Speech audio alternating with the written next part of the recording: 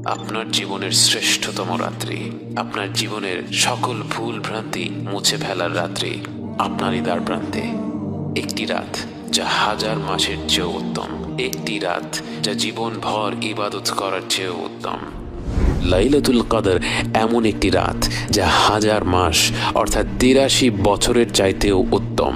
কত রকম ভুল ভ্রান্তিতে আমরা ডুবে আছি, অথচ আল্লাহ তাআলা আমাদের কারো জন্য লাইলাতুল কদরের মতো মহিমান্বিত রাত্রির দরজা বন্ধ করে দেননি। রাসূল সাল্লাল্লাহু আলাইহি ওয়াসাল্লাম বলেছেন, লাইলাতুল কদরকে রমাদানের শেষ 10 রাত্রিতে খোঁজো।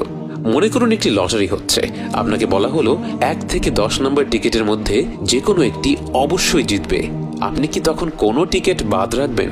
টিকিটের দাম যতই হোক না কেন, লটারি জেতার পুরস্কার তার থেকে লক্ষ গুণে বেশি। তাই এই বিরাট পুরস্কারের কথা চিন্তা করে আপনি 10টি টিকিটই কিন্তু কিনে ফেলবেন। অতএব আমাদের উচিত শেষ 10 রাত্রির প্রতিটি রাতে আমাদের শতভাগ প্রচেষ্টাটা করা। তার পাশাপাশি হয়তো যেই রাত্রিগুলির কথা বিশেষভাবে এসেছে, যেমন 27-এর রাত এবং বেজোর রাতগুলো, সেই রাত্রিগুলিতে আমরা বাড়তি কিছু আমল করতে পারি। কিন্তু অবশ্যই অন্যান্য রাত্রিগুলিতে, বিশেষ করে 27-এর পরের রাত্রিগুলিতে যখন খতম তারাবি শেষ হয়ে যায়, তখন যেন আমরা আমাদের ইবাদত কোনোভাবেই কমিয়ে না দেই।